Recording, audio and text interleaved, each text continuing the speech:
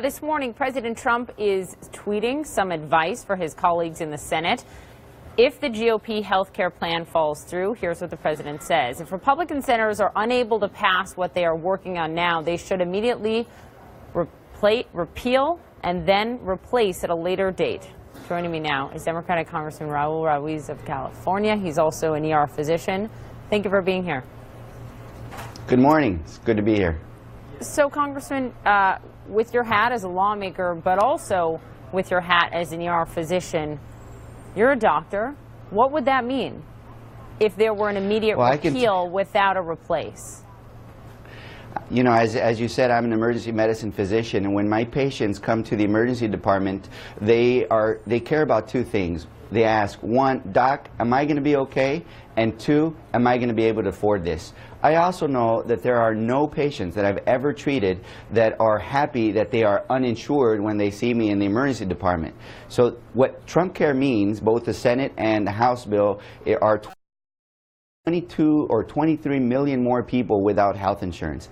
It means that those that are 50 years old and older are going to pay astronomical costs for their care, and it also means that your coverage is going to have a lot of pores, a lot of kinks.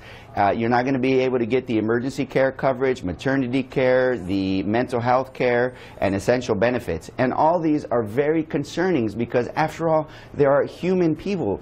Oftentimes, during these partisan ideological fights, people forget that there are real people behind these discussions. And right now, these human faces are not smiling.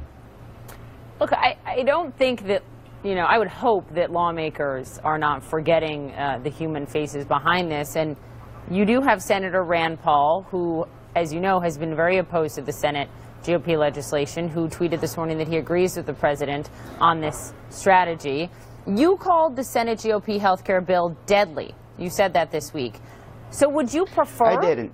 In essence, would you prefer that they do hold off? Would you prefer, I know you don't want to see a repeal with no replace, but would you prefer a repeal with no replace to a repeal with replacing it with the Senate GOP health care bill as it stands now? No, this is what I prefer, and this is what we need to really demand from the Trump administration and the Republicans. They need to stop creating uncertainty in the health insurance markets. They need to stop threatening. That's not what I asked you. What I asked you is, would you prefer what the president is suggesting here, a full repeal and then replace later? No, I don't prefer what the president. I don't prefer that the president repeal the Obamacare. I do not prefer that they wait to then later replace it, because what they're going to replace it with is going to be more detrimental. So they should not repeal. They should mend it and not end it. And what I mean by that is that they should stop creating uncertainty, stop threatening not to pay the cost-sharing subsidies, start implementing the health mitigation risk pools or programs that they have stopped putting in place, which will decrease premiums and stabilize the market. Let me get your take on your party overall before we go. As you know, your party has not been on a roll when it comes to winning elections, lost the presidency. Democrats lost the 4 special elections recently. Bernie Sanders came out earlier this month and said it's the Democratic Party that lost this election, not that Donald Trump won it. He says the Democratic Party lost it. Do you think your party needs a reboot, needs a different strategy heading into the midterms? Absolutely. I think we need a revival.